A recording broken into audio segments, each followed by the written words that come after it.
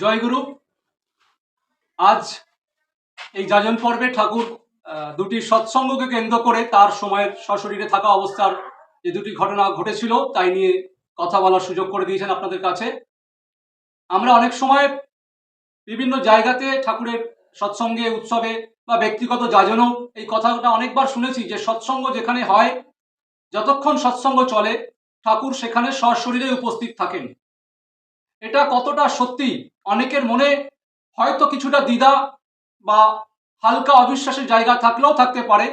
আজ যে দুটি ঘটনা ঠাকুর বলার সুযোগ করে দিচ্ছেন আপনাদের সকলের সামনে ঠাকুরকে সঙ্গে নিয়ে এই যাজন পর্বে, এই দুটি ঘটনা শোনার পরে আপনাদের মনে আর সারা জীবন কোনোদিন ঠাকুরের উপস্থিতি নিয়ে কোনো রকম সংকোচ, দ্বিধা, অবিশ্বাসের জায়গা থাকতে পারে না। বিশ্বাস আরো বহুগুণ বেড়ে যাবে ঠাকুরকে ঘিরে। একবার এক মা তার বাড়িতে সৎসঙ্গ দেন। যেভাবে আমরা আমাদের বাড়িতে প্রত্যেকে যখন সৎসঙ্গ দিই, ঠাকুর, বড়মা, বড়দা, বর্তমানে আচার্যদেব, যে সময় যিনি আচার্যদেবে থাকেন সেই রূপে থাকেন, প্রত্যেকের ছবি নিয়ে ঠাকুর ভোগের, বড়মা, বড়দা প্রত্যেকের ঠাকুর ভোগের প্রসাদ, জল, প্রণামীর থালা, ফুল, মালা দিয়ে যেভাবে সাজিয়ে, ধূপ দিয়ে, শঙ্খ বাজিয়ে, প্রার্থনার মাধ্যম দিয়ে সৎসঙ্গ শুরু হয় পুরো সমারোহে, ঠিক সেভাবেই তিনি তার বাড়িতে সৎসঙ্গের আয়োজন করেছিলেন। এবং আমরা অনেকেই প্রদীপ, কেউ বা মোমবাতি ওই সৎসঙ্গের সময় ঠাকুরের সামনে জেলে রাখি। তিনিও রেখেছিলেন একটি প্রদীপ জেলে। সৎসঙ্গ হয়ে গেছে, সব ঠিকঠাক ভাবেই হয়েছে। পরে যখন সেই মার সঙ্গে ঠাকুরের কথা হয় সেই সৎসঙ্গকে ঘিরে, তখন ঠাকুর সেই মাকে উদ্দেশ্য করে বলেছিলেন যে প্রদীপটা অত কাছে রাখলি আমার, দেখ তাপ লেগে আমার এখানটায় কেমন পোড়া পোড়া মতন হয়ে গেছে, খুব কষ্ট হচ্ছিল রে আমার প্রদীপের গরমে। যে মায়ের বাড়িতে সৎসঙ্গকে কেন্দ্র করে ঘটনা ঘটে তখন তিনি অবাক এবং ভেতরে ভেতরে বেশ কষ্ট পাচ্ছেন, পাপ বোধ হচ্ছে যে আমি একটু খেয়াল করলাম না, প্রদীপটা ঠাকুরের একদম সামনে ছিল। এখন মনে পড়ছে আমার, সত্যিই তো ওই প্রদীপের তাপ তো সারাক্ষণ যতক্ষণ সৎসঙ্গ চলেছে আমার ঠাকুরের গায়ে লেগেছে। আমার সামান্য ভুল, বেখেয়াল, খামখেয়ালির জন্য, তাড়াহুড়োর জন্য আমি সৎসঙ্গের সব আয়োজন করেও যাকে কেন্দ্র করে সৎসঙ্গ তাকেই কষ্ট দিলাম অতটা সময় ধরে। তিনি ক্ষমা চেয়েছিলেন ঠাকুরের কাছে। আর ঠাকুর আমার দয়াল, শিশুর মতো মায়া দয়া মানবিকতা, তিনি ক্ষমা করেছিলেন আর বুঝিয়ে দিয়েছিলেন যখন যেখানে সৎসঙ্গ হয় তিনি তখন সেখানে ততক্ষণ উপস্থিত থাকেন। তাই তো বলতে পারলেন যে প্রদীপটার ওই শিখার আগুনের আলোর তাপে তার শরীরে কষ্ট হয়েছে, উত্তাপের কষ্ট তাকে ভোগ করতে হয়েছে 1.5 ঘন্টা ধরে। আরেকটি ঘটনা, এক দাদা, গ্রামের বাড়ি, পশ্চিমবাংলার কোনো এক গ্রাম, এখন সঠিক মনে পড়ছে না, সম্ভবত বর্ধমান বা মেদিনীপুরের দিকে তার বাড়ি হবে, সেটাও ঠাকুর শ্বশুরে থাকাকালীন ঘটনা।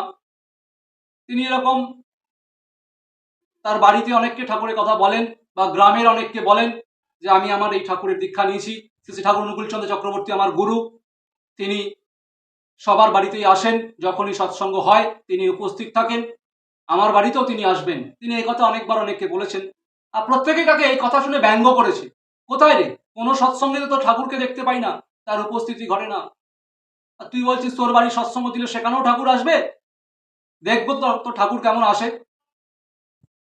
তো তিনি তার বাড়িতে একদিন সৎসঙ্গ দেন। সবাই যেভাবে আমরা সমারোহে সৎসঙ্গে সব আয়োজন করি তিনিও সব রকম করেছেন, ঠাকুর ভোগে মিষ্টি, ফল, প্রসাদ সব রকম রেখেছেন, এমনকি ডাবের জলও রেখেছেন ঠাকুর খাবেন বলে। তিনি অধীর আগ্রহে রয়েছেন, অপেক্ষায় রয়েছেন। তিনি যে শুনেছেন সৎসঙ্গে চলাকালীন ঠাকুর সশরীরে থাকেন, তিনি দেখবেন বলে তার সহজ সরল বিশ্বাস, এবং তিনি গ্রামবাসীকে বলেছেন, বাড়ির আত্মীয়দের বলেছেন। সৎসঙ্গের শুরু থেকে শেষ অবধি ঠাকুরের সশরীরের উপস্থিতি কেউ দেখতে পায়নি, তিনিও দেখতে পাননি।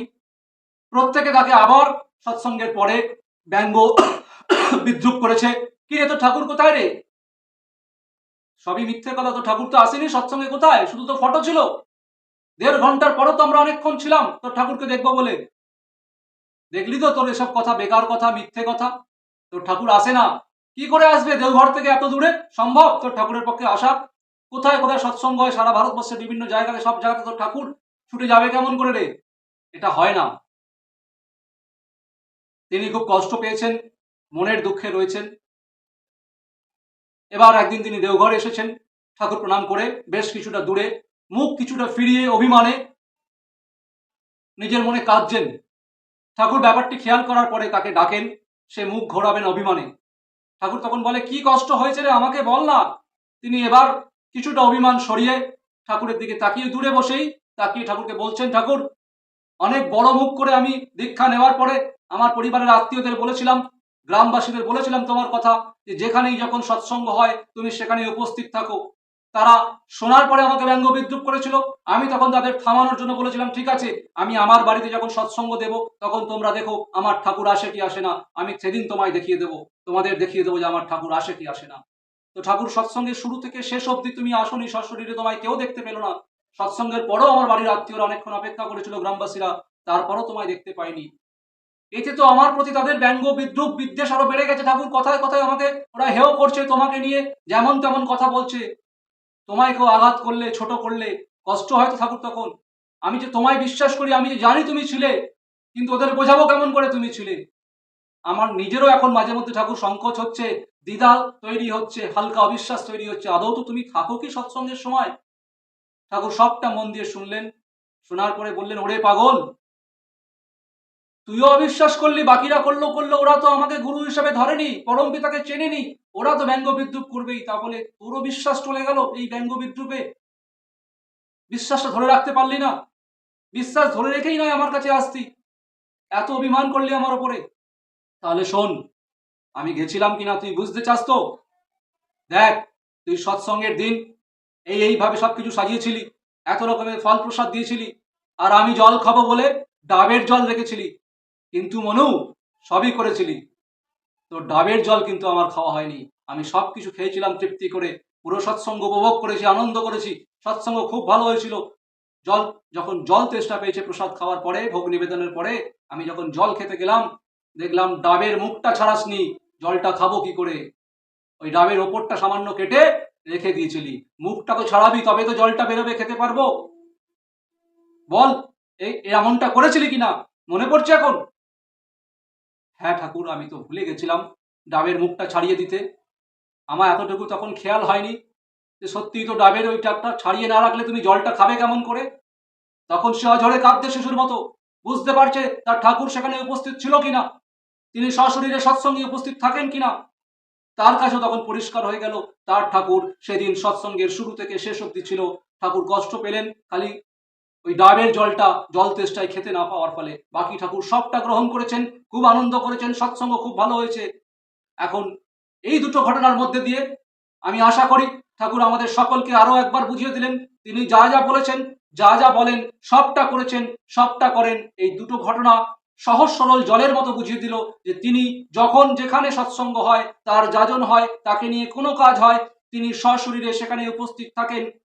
আমাদের সাধনার পর্যায়টা এখনো অতটা উন্নত পর্যায়ে পৌঁছায়নি বলে আমরা সবসময় সেটা উপলব্ধি করতে পারি না, অনুভব করতে পারি না, কিন্তু বিশ্বাসটা তো রাখা যায় যে প্রভু তুমি এখানেই আছো, এই সৎসঙ্গে তুমিই প্রধান পুরোহিত, তুমি পৌরোহিত্য করছো সবার অলক্ষ্য থেকে। তাই তো সৎসঙ্গের মধ্যে এত আনন্দ অনুভব করি ঠাকুর। সৎসঙ্গে আসার আগে যে মানসিক অবস্থান ছিল, যে দুশ্চিন্তাময় অবস্থা ছিল, বিভিন্ন সময় আর্থিক পরিস্থিতি বা সাংসারিক পরিস্থিতি বা পারিবারিক কারোর শরীর খারাপ, কোনো না কোনো জটিলতার মধ্যে দিয়ে যখন যাই, তখন মনে যে দুশ্চিন্তা অস্থিরতার জায়গা তৈরি হয়, বারবার মনকে ব্যাকুল করে তোলে, মনোসংযোগে ব্যাঘাত ঘটে, সেই অবস্থাতেও যখন তোমার সৎসঙ্গে যাই, তোমার কাজে বেরোই, যাজনে যাই, মন্দিরে যাই, উৎসবে যাই, এত জটিল পরিস্থিতির মধ্যে দিয়েও যখন তোমার কোনো নির্দিষ্ট কাজে তুমি সরাসরি যুক্ত করে দাও, তখন তো মনের সেই দুশ্চিন্তা, সেই কালো মেঘ, সেই ব্যাকুলতা, উৎকণ্ঠা সেই সময়টার জন্য, সেই মুহূর্তটার জন্য পুরোপুরি গায়েব করে দাও। এটা দিয়েই বোঝা যায় যে তুমি উপস্থিত ছিলে বলেই এত নেগেটিভিটি, এত জটিল পরিস্থিতি, মানসিকতার অস্থিরতা সবকিছুকে দূরে সরিয়ে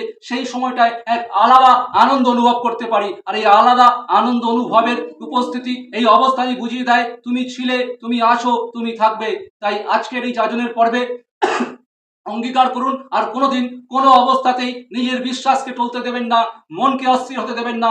দৃঢ় বিশ্বাস, দৃঢ় প্রত্যয়ের সঙ্গে ঠাকুরের দিকে ভালোবাসবেন, তার দিকে এগিয়ে যাবেন। তিনি যা যা বলেছেন করেছেন, আগামীতেও করবেন। এই বিশ্বাস রেখে আজকের যাজন পর্ব এখানেই শেষ করলাম। প্রত্যেকে বিশ্বাসের সঙ্গে প্রত্যয়ের সঙ্গে ঠাকুরময় জীবন গড়ে ঠাকুরকে আগলে ভালো থাকুন, সপরিবার সপরিবেশে ভালো থাকবেন।